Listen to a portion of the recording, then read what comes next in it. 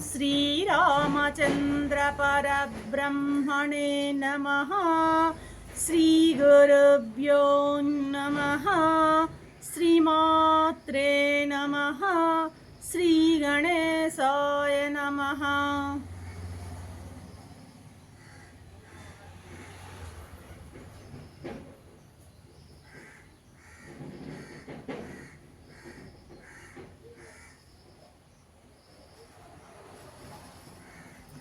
ఆత్మబంధువులారా, యోగ వాసిష్టం స్థితి ప్రకరణము 267వ భాగం. నిన్న ఎపిసోడ్లో దాసూరుడు అగ్నిదేవుని చెట్టు మీద తపస్సు చేస్తూ ఉండగా అగ్నిదేవుడు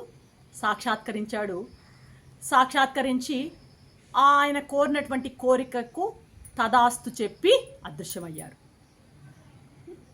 సరే, ఈయనకి ఆ వరం వచ్చేసింది కదా, ఏ చెట్టు మీదైనా కూర్చుని ఆయన తపస్సు చేసేటువంటి వరాన్ని అగ్నిదేవుడు ఇచ్చాడు కాబట్టి అతను కోరుకున్నటువంటి మనసులో ఎలాంటి చెట్టు కావాలో అలాంటి ఆ కదంబ వృక్షాన్ని, అది ఎక్కడుంది, అడవి మధ్యలో ఉందన్నమాట. దాన్ని గమనించి దాన్ని ఎక్కి అక్కడ ఆకాశాన్నంటేటువంటి ఒక కొమ్మ సమీపంలో ఉన్నటువంటి చిగుళ్ళ గుబుర్లో ప్రవేశించి అక్కడ కూర్చొని ఏకాగ్ర చిత్తంతో తపస్సుకి ఉపక్రమించాడు దాసురుడు అన్నమాట. ఎలా ఉంది ఇతని తపస్సు? తీవ్రమైనటువంటి తపస్సు చేయడం ప్రారంభించాడు. ఆ విధంగా కదంబ వృక్షం మీద తపస్సు చేసేటువంటి వీరికి కదంబ దాసూరుడు అనే పేరు కూడా వచ్చేసి ప్రసిద్ధమైపోయిందంట. కదంబ దాసూరుడు అనే పేరు కూడా. అయితే తపస్సు చేస్తున్నాడే కానీ ఇతని కర్మానుష్ఠానమే తప్ప పరమాత్మ జ్ఞానం లేదు ఇతనికి. ఎందుకంటే ఇతని జ్ఞానం వైపు పోలా, ఇంకా కర్మానుష్ఠానం వైపే, కర్మ మార్గంలోనే ఉన్నాడనమాట. ఏంటి కర్మ మార్గం? స్వర్గము మొదలైన ఫలాపేక్షతోనే అతడు ముందు ప్రారంభం ఎలా జరిగిందంటే ఆ ఫలాపేక్షతోనే కర్మ ప్రాతిపదికగానే ఆ యజ్ఞాన్ని మొదలుపెట్టాడు.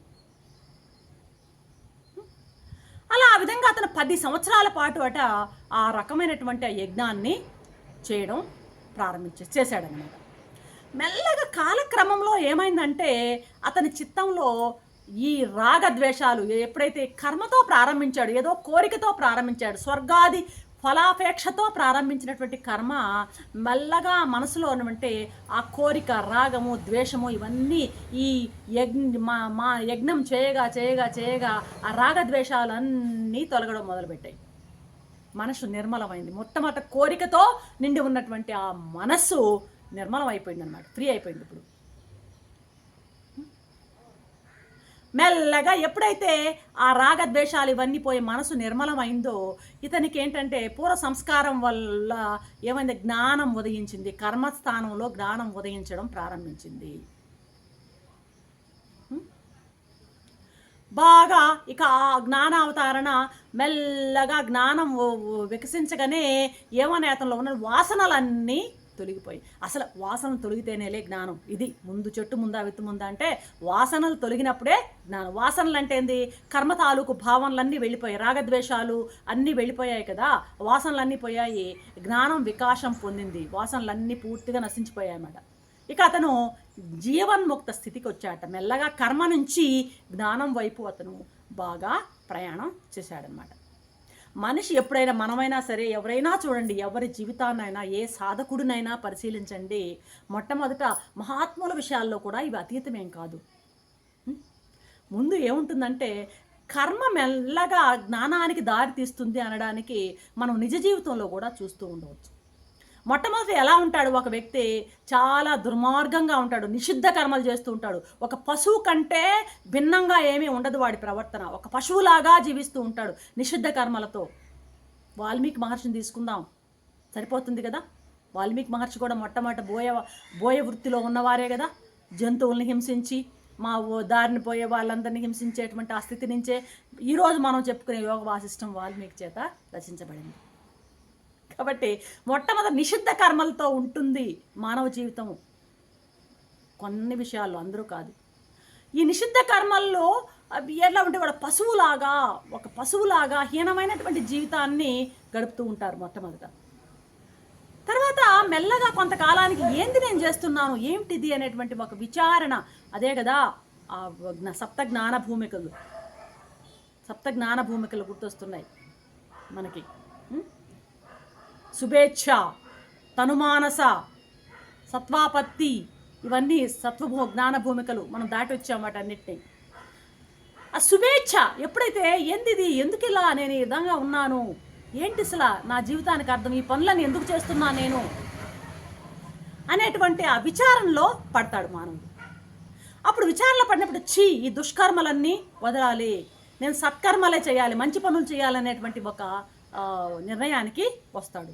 అప్పుడు ఏం చేస్తాడు, నిషిద్ధ కర్మలు, అవి విహిత కర్మలు, విహిత కర్మలు ఏదైతే వేదం చెప్పిందో, ఏవి చేయాల్సిన కర్మలు, విహిత కర్మలు ఏవైతే ఉంటాయో, శుభకర్మలు ఏవైతే ఉంటాయో ఆ కర్మలు చేయడం ప్రారంభిస్తాడు అన్నమాట. ఆ కర్మలు కూడా మొట్టమొదటి ఏదో ఫలితాన్ని ఆశ్రయించి చేస్తూ ఉంటాడు. కొంతకాలానికి ఆ కర్మల్లో కూడా మెల్లగా ఏముందంటే ఆ ఫలితాన్ని వదిలేసేటువంటి స్థితి వస్తుంది. కర్మయోగం అవుతుంది. అది కర్మఫల సన్యాసాన్ని ఆ చేసే సత్కర్మలలో కూడా మొట్టమొదట ఆ సత్కర్మలని ఏదో ఆశించి చేస్తూ వస్తాడు.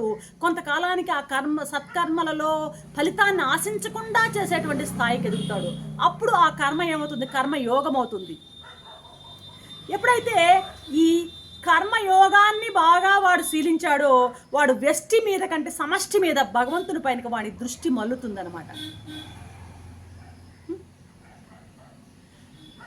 కాబట్టి వాని హృదయం విశాలమవుతుంది, చిత్తం బాగా శుద్ధి అవుతుంది, హృదయం విశాలమవుతుంది.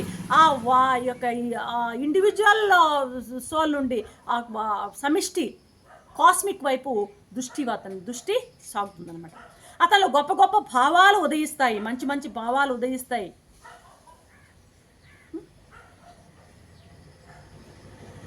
కాబట్టి అప్పుడు వానికి ఏమనిపిస్తుంది, కర్మ అనేది చాలా చిన్నది, చాలా మీగర్గా కనిపిస్తుంది.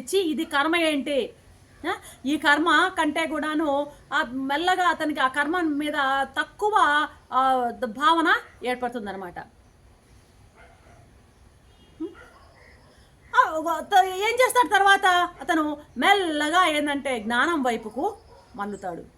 ఏంటా జ్ఞానం, శ్రవణము, మననము, నిధిధ్యాసన. శ్రవణంతో మొదలవుతుంది, శ్రవణం చేసిన దాని మననము, 3 నిధిధ్యాసనలో లేడు. ఇవన్నీ కూడాను ఆ జ్ఞానంకి సంబంధించిన శ్రవణ మనన నిధిధ్యాసలు అందులో బాగా శీలిస్తాడనమాట. అయితే శ్రవణ మనన ఎక్కడి నుంచి మొదలయ్యాడు, దుష్కర్మలు చేసేటువంటి పశుప్రాయ జీవితం నుంచి ఇక్కడ వరకు శ్రవణ మనన నిధిధ్యాసల వద్దకు వచ్చాడు. జ్ఞానాన్ని పొందుతాడు. జ్ఞానాన్ని పొందడం వరకు జ్ఞానం అంటే ఏమిటి అనేది తెలుసుకుంటాడు. ఏంటి జ్ఞానం అంటే, ఉన్నది ఒకటే, అది సర్వత్రా నా బయట ఉన్నది, నా లోపల ఉన్నది ఒకే ఒక ఆత్మ చైతన్యం అనేటువంటి దృఢంగా నమ్మడం అన్నమాట. జ్ఞానం తెలుసుకోవడం ముందు జ్ఞానం తెలుసుకోవడం, ఆ తర్వాత జ్ఞానాన్ని, అది అపరోక్షం, అప్పటి వరకు ఆ జ్ఞానం అపరోక్షంగా ఉంటుందన్నమాట. ఇప్పుడు అపరోక్షంగా ఉన్నటువంటి ఆ జ్ఞానం ఎక్కడుంది, ఆ జ్ఞానం అది నా స్వరూపమే కదా అనేటువంటి భావనకు వస్తాడు. తర్వాత ఎక్కడుంది అది, పరమాత్మ ఎక్కడున్నాడు, బయట ఎక్కడో లేడు, అందరాని దూర లోకాల్లో ఏడా లేడు, హిమాలయాల్లోనో ఎక్కడ పర్వతాల్లో అరణ్యాల్లో లేడు, అది నా స్వరూపమే అయ్యింది, నాకు భిన్నంగా లేదు, నా స్వరూపంగానే ఉంది అనేటువంటి భావనకు వస్తాడు. తర్వాత ఎప్పుడైతే ఇది నా స్వరూపంగా ఉన్నది అన్నప్పుడు అది అపరోక్షం అవుతుంది. ఉన్నదంతా ఒకటే, అది నేనే ఉన్నాను అనేటువంటి జ్ఞానం తెలుసుకోవడం వేరు. ఇప్పుడు ఏంటంటే జ్ఞానానుభవం అన్నమాట, దాన్ని అనుభవించడం అనమాట. అది నేనే అయి ఉన్నాను అన్నప్పుడు అపరోక్షం అవుతుందన్నమాట ఆ జ్ఞానం. అది నీ శరీరంగానే, తనలోనే, తన స్వరూపంగానే ఉన్నది అని తెలుసుకోవడం వచ్చి అపరోక్షం అవుతుంది అనమాట. శరీరం లోపలే కాక శరీరం వెలుపల కూడా ఉన్నదంతా కూడా నా పరమాత్మ అన్నటువంటి భావం బాగా దృఢమవుతుంది అనమాట. ఇది ఏ సాధకుడికైనా ఉండేటువంటి ఆ దశలు ఇవి. అయితే వీటినే సప్తజ్ఞాన భూమికల్లో కూడా చక్కగా చెప్పడం జరిగింది. మనం బాగా అయిపోయినాయి అనమాట. గతంలో చాలా ఎపిసోడ్ల ముందు జరిగింది అదంతా. ఈ విధంగా ఎందుకు ఇప్పుడు చెప్పుకుంటున్నామంటే, దాసూరుడు మొట్టమొదట ఆ కర్మతో ప్రారంభించినటువంటి దాసూరుడు మెల్లగా జ్ఞాన అనుభవానికి వచ్చేటువంటి స్థితికి వచ్చాడనమాట. జీవన్ముక్త స్థితికి వచ్చాడనమాట. ఆయన జీవన్ముక్తుడు ఇప్పుడు దాసూరుడు. ఆ సమయంలో అతనికి ఒకరోజు ఒక వనదేవత ప్రత్యక్షమైందనమాట. ఆ ప్రత్యక్షమైతే, ఎవరమ్మా తల్లి మీరు, ఎందుకున్నారు ఏడికి ఎదురు, నాకెందుకు ప్రత్యక్షమయ్యారు అని అడగడం జరిగింది. బ్రహ్మన్, నేను ఈ అడవిలో లతలను ఆశ్రయించి ఉండేటువంటి వనదేవతను నేను. గత చైత్ర శుక్ల త్రయోదశి నాడు ఈ వనంలో ఒక మదనోత్సవం జరిగింది. ఆ వృత్తాంతాన్ని చెప్తోంది దాసురుడికి. చైత్ర ఏదో సంతిది ఏది శుక్ల త్రయోదశి నాడు ఒక మదనోత్సవం అనేటువంటిది ఈ వనంలో జరిగింది. ఆ ఉత్సవం పాల్గొన్నటువంటి అందరూ చాలామంది వనదేవతలు నాలాంటి వాళ్ళు అసంఖ్యాకంగా అందులో పాల్గొన్నారు. వాళ్ళందరి దగ్గర పుత్రులు ఉన్నారు, కుమారులు ఉన్నారు, మాతృత్వంతో శోభిస్తున్నారు వాళ్ళంతా. అయితే నాకు పుత్రుడు లేడు. నాకు చాలా బాధ కలిగింది. మీరు సమస్త కోరికలను ప్రసాదించగలిగే దిట్ట మీరు. నాకు అర్థమైంది, మిమ్మల్ని గమనించాను ఈ వనంలో మీరు చేసే తపస్సు అది. కాబట్టి అందరి కోరికలను మీరు తీరుస్తారు. కాబట్టి నేను ప్రస్తుతం నేను అనాథగా నేను శోకిస్తున్నాను, పుత్రులు లేరని. భగవన్, నాకు ఒక పుత్రుణ్ణి ప్రసాదించండి అని కోరిందట. ఒకవేళ మీరు కాదు అని తిరస్కరిస్తే నేను ఇక్కడే అగ్నిని వేల్చుకుని అగ్నిలో ఆహుతి అవుతాను అని శపథం చేసింది ఆ వనదేవత. ఈయనకు అర్థమైంది, జీవన్ముక్తులు కదా, ఓహో ఇదేదో నా తపస్సుకు పరీక్ష అని అనుకున్నాడు. తనలో తాను నవ్వుకున్నాడు. ఆయన పెద్ద వృక్షం మీద కదా కూర్చున్నాడు, అలా చేతిని అలా చాపాడు. ఆ చేతికి వృక్షం మీద బాగా ఫల పుష్పాలన్నీ వికసించి ఉన్నాయి కదా, అలా చేతికి ఒక పుష్పం వచ్చింది. ఆ పుష్పాన్ని తీసి ఆ అమ్మాయి చేతికి ఇచ్చి ఇలా అన్నాడు, అమ్మాయి నువ్వు 1 నెల తరువాత నీకు పూజనీయుడు, మంచి ఉన్నతుడు అయినటువంటి భ్రమరముల వంటి నేత్రములు గలవాడు అనే వర్ణన కూడా ఇక్కడ ఉందన్నమాట. పూజనీయుడు, భ్రమరముల వంటి నేత్రములను కలిగిన వాడైనటువంటి ఒక మంచి సత్పుత్రుణ్ణి నీవు ప్రసవిస్తావు పో.